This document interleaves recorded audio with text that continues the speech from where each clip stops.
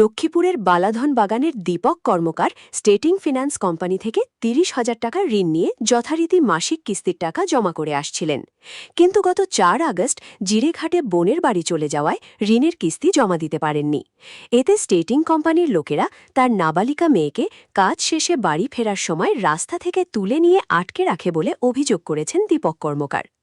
ঋণ গ্রহণ এবং কিস্তির টাকা নিয়মিত দিয়ে আসলেও ওই দিন ব্যক্তিগত অসুবিধার জন্য জমা করতে না পারার কথা স্বীকার করেছেন। যদিও তার প্রশ্ন, কিস্তির টাকা জমা দিতে দেরি করায় তার নাবালিকা মেয়েকে এভাবে রাস্তা থেকে তুলে নিয়ে আটকে রাখা কি আইনবিরুদ্ধ কাজ নয়? যারা এমনটা করেছে তাদের বিরুদ্ধে আইনি পদক্ষেপ নেওয়ার কথা বলতেই রাত 10টা নাগাদ তারা মেয়েকে বাড়িতে পৌঁছে দিয়ে যায়। যদিও 17 বছরের মেয়ে এতে মানসিকভাবে ভেঙে পড়েছে। দীপক কর্মকার সংবাদ মাধ্যমকে বলেন, বিষয়টি গ্রামের মাতব্বরসহ পঞ্চায়েতকে অবগত করিয়ে সুবিচার চাইলেও কেউ গুরুত্বই দেননি। অবশেষে জয়পুর থানায় গিয়ে এফআইআর দিতে চাইলে ওসিও গ্রহণ করতে অস্বীকার করেছেন। এতে পেশায় দিনমজুর দীপক কর্মকার প্রশ্ন তুলেছেন, ঋণ খেলাপের দায়ে যদি তিনি অভিযুক্ত, তাহলে তার বিরুদ্ধে ওই ফিন্যান্স কোম্পানি আইনি পদক্ষেপ নিতে পারে, কিন্তু তার নাবালিকা মেয়েকে রাস্তা থেকে তুলে নিয়ে আটকে রাখাটা কি অপরাধ নয়?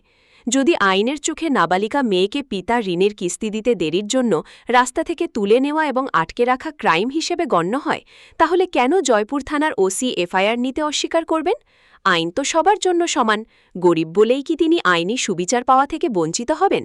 তাই এ বিষয়ে দীপক কর্মকার কাছাড়ের senior superintendent of police Parthapratim দাসের কাছে সুবিচার কামনা করেছেন। বিষয়টি নিয়ে ওই এলাকায় প্রতিক্রিয়া সৃষ্টি হয়েছে।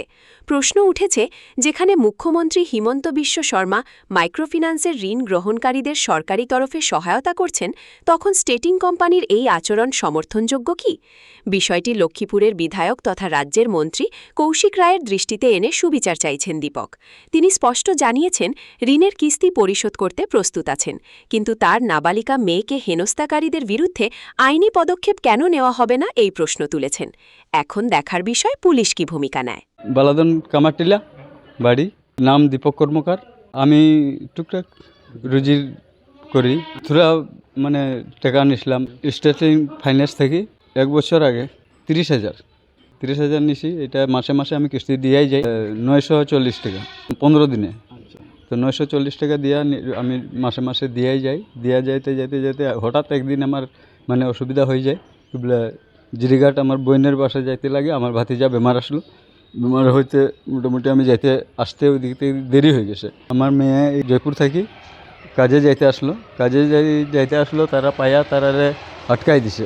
এই আমার গ্রুপের মানুষ সারগিলাও আসলো, সারগিলা আটকায়া তারপরে আমার মেয়েরে আটকায়া রাখি দিছিল। তারপরে তো আমি তো নাই, তো তার দাদারে ফোন করছে, দাদা যাইয়া থোড়া করছে। তো তারও ওই গ্রুপের মেয়েগুলা নানা রকমের ভাষা কইছে যে তুমি টাকা নিয়ে আইসনি, টাকা নিয়ে আইলে তোমার বোনরে লয়ে যাও, না হইলে তুমি নিতে পারতাই না।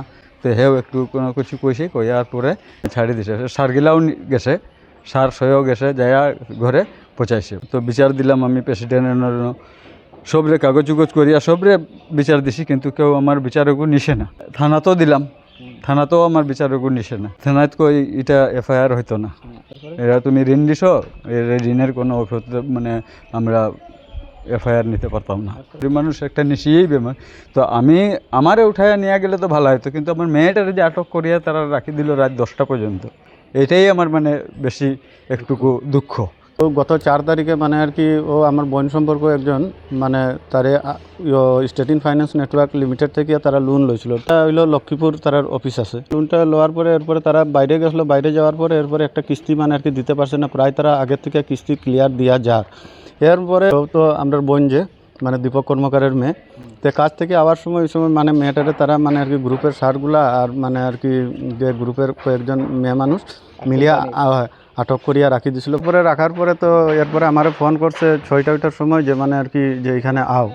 তো এরপরে আমি গেলাম, এরপরে গিয়া তো এরপরে তো তারা কর যে টাকা না দিলে মেয়েটারে আর কি ছাড়তো না। তো এরপরে তো তারার লোকে তর্ক বিতর্ক হইলো। তো আমি কইলাম যে বাদ দেন, আপনারা আটকাইয়া রাখুন, আমি থানার আশ্রয় লইমু। তো এরপরে আইনের আশ্রয় যে সময় আমি লইমু কইছি, তো এরপরে তারা কর যে না আচ্ছা ঠিক আছে, এটা আমরা মেয়েটারে এখন ছাড়ি দিব, কিন্তু বর্তমানে আর কি কালকে আমরা গিয়া কিস্তি লইম। এরপরে গিয়া ম্যাটারে তারা প্রায় রাত 10টার সময় মন্ডল প্রেসিডেন্ট লইয়া এরপরে গিয়া তারা ঘরে গিয়া ছাড়িয়া আইছে। এরপরে গিয়া আমরা জিপি প্রেসিডেন্টও বিচার দিলাম, জিপি প্রেসিডেন্টও এখানেও গ্রামেও বিচার দিছি। এরপরে এখানেও বিচার হইল না। এরপরে বাধ্য হইয়া আমরা থানাতে একটা এফআইআর করলাম। এফআইআর করার পরে এরপরে দেখি আর কালকে ওসি স্যারের লগে আলাপ হইল। তো আলাপ হওয়ার পরে দেখি না ওসি স্যারে কর যে না এটার কোনো এফআইআর হয় না, লোন লইছে, লোনের টাকা দাও, এরকম মেয়ে আটকাইলো, আমি এগুলা কোনো কিছু জানি না কর। তো ওইটাই আর কি, একটা গরিব মানুষ যদি মানে আর কি কোনো কারণবশত যদি কোনো একটা কারণে একটা কিস্তি দিতে না পারে, তার সিভিল রিপোর্ট করো বা আরও কোনো যদি বিহিত ব্যবস্থা থাকে তো বিহিত ব্যবস্থা লিগ্যাল অ্যাকশন যেটা আছে লিগ্যাল অ্যাকশন লোক। কিন্তু এইরকমভাবে একটা মেয়েরে আটক করিয়া রাখিয়া মানে আর কি জিনিসটা খুব একটা আমার অসামাজিক কাজ মনে হয়। এই কারণেই মানে আমরা মুখ্যমন্ত্রী তথা আমরা মন্ত্রী কৌশিক রায় তথা আমরা এসপি এবং কাছাড় জেলার ডিসি মহোদয়ের কাছে আমার এটাই আবেদন যে মানে আর কি যাতে এই ব্যাপারটা ওনারা মানে একটু দৃষ্টিপাত করুক, একটা গরিব পরিবার ন্যায্য বিচার পায়। না, জয়পুর থানায় আমাদের কেস লইছে না।